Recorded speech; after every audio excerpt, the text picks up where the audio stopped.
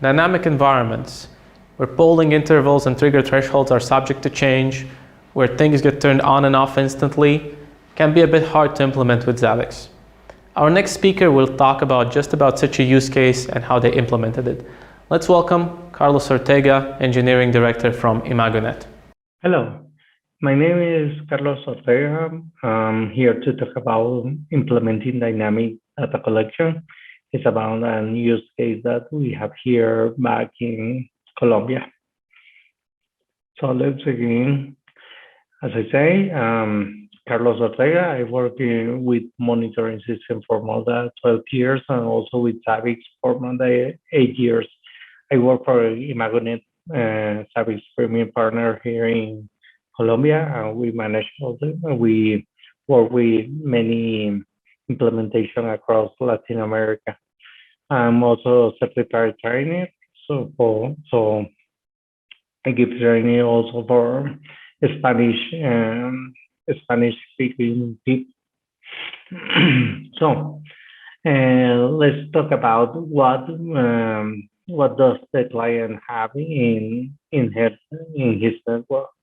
So they have one Zabbix server and also two clients, because they have one for the node and other for the client. They manage all the data with 8 proxies, and also they have a Galera cluster with MariaDB Galera cluster with 3 nodes. They're managing like 1,000 BPS on the database side, because they manage a lot more on the proxy side. Okay. So what do we do on the first steps? So when we do the implementation, the database size was increasing a lot, because they have a lot of hosts. They have like 9K hosts across the country, and some of them have like more than 2,000 interface. Like we have hosts that have like 30,000 items that we have to manage. So the database was increasing too rapidly. So we applied some features that we are working with them since 4.2 and 5.0, like the throttling with discard.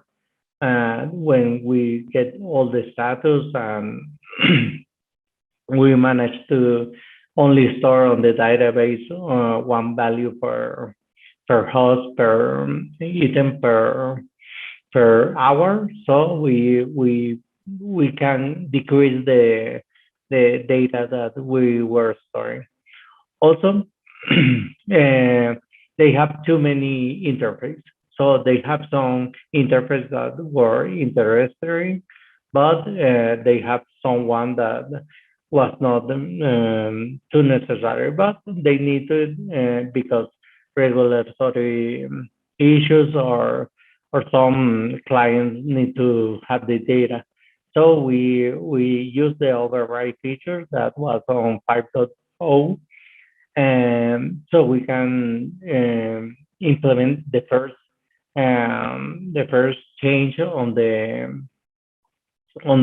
data gathering side, because we have some interface using some brackets or tagging them, that they have a operational status of 1 minute, and other ones that have an operational status of 5 minutes or 10 minutes, depending of the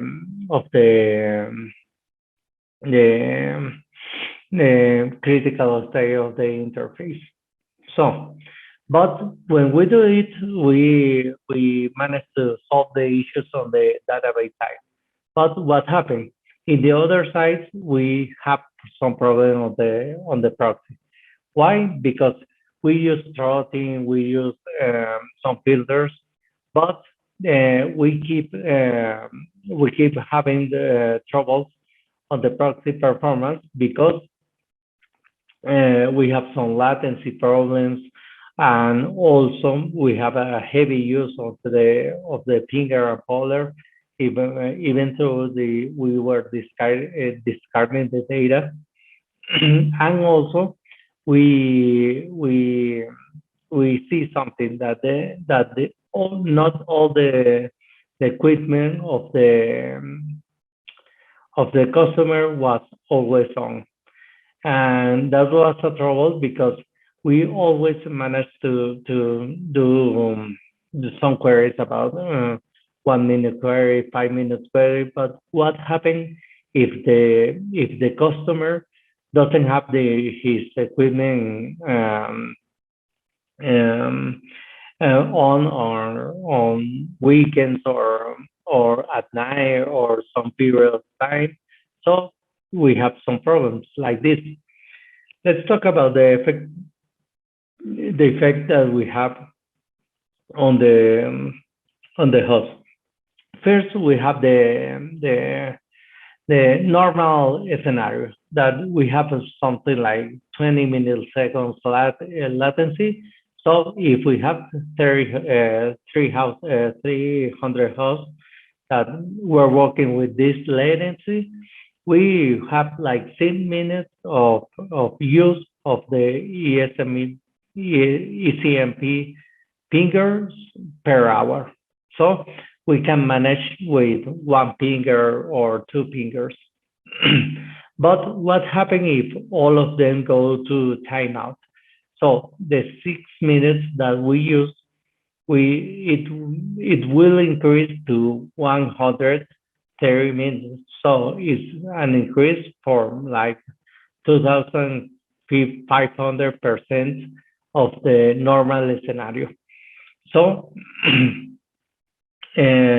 we managed to do and relax the scenario. So some hosts, what about if we take some host that doesn't respond and put it not like 1 minute pinger, and instead of that, we do it like 1 hour pinger.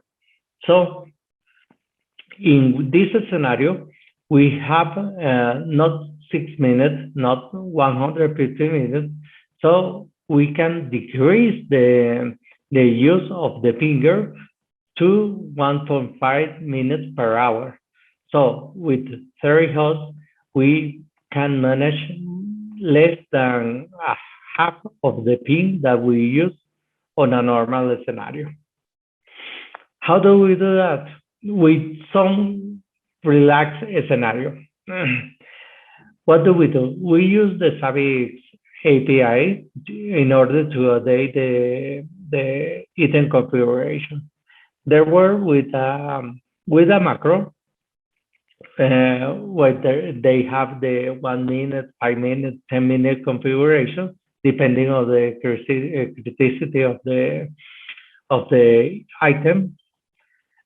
So we managed to relax them and send a command and change the delay item or the update interval to 1 hour. So we create an action where we send the command with a core action. With this action, we managed to change the update interval to 1 hour. And also we do a recovery action, a recovery operation, where we get back the item to his initial state. So here is the command. We only do an item update where we change the delay to 1 hour using the authorization, the API token that we have on 5.4. So we use the API token in order to not to send a lot of command with initiating the session, getting the token. So we can use it on one line command. The recovery action was to send back the delays to the normal scenario. Why do we use this macro? because we have a different pulling time depending of the equipment that we were pulling. We can have 30 seconds, 1 minute, or 5 minutes. So we change the state to the pinging interval that has configured on the host.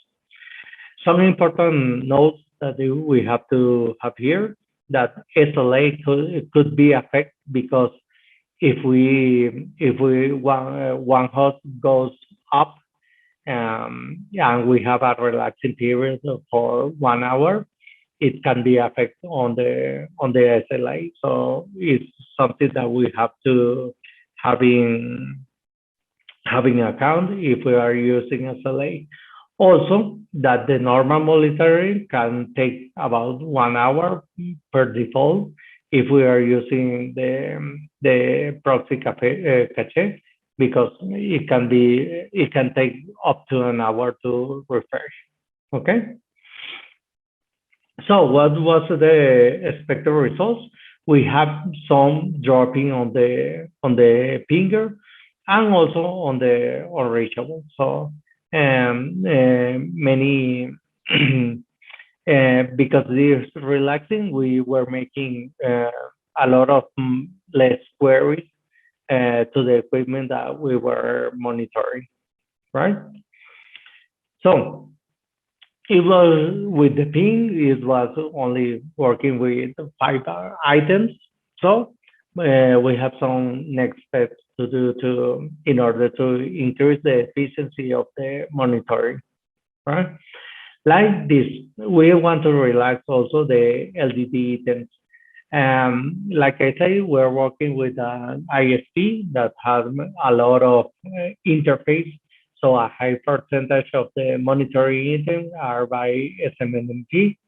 So we can use the same logic that we use with the ping to relax the SMNP. Why? Using the context macro. So we can use the alias or the description of the interface in order to set some context macro and change the interval period. So we configure all items with the interval, and we can add a macro context in order to relax the SNMP query.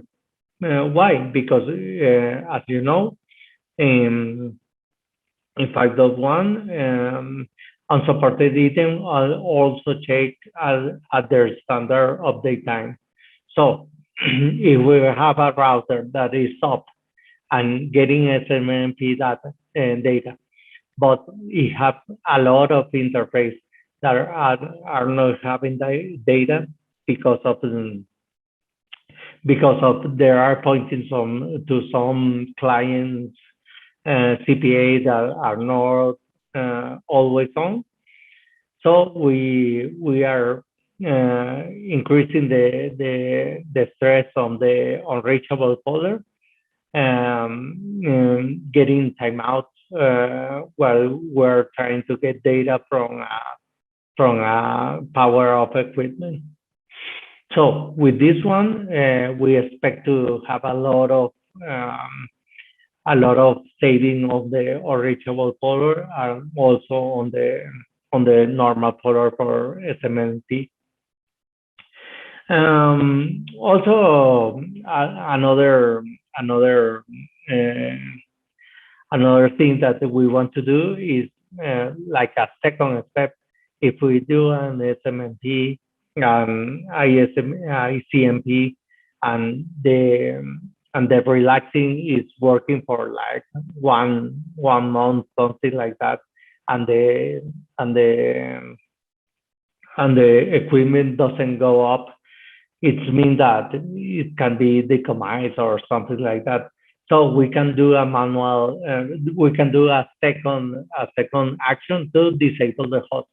So if the host was a long time offline, we can do a host disable But when we disable the host, it's gonna be an manual recovery action to get it back. It's the only thing, but we can avoid a lot of false query if we do it like that. So what we want to do is to reduce the stress on the pollers. Let's see,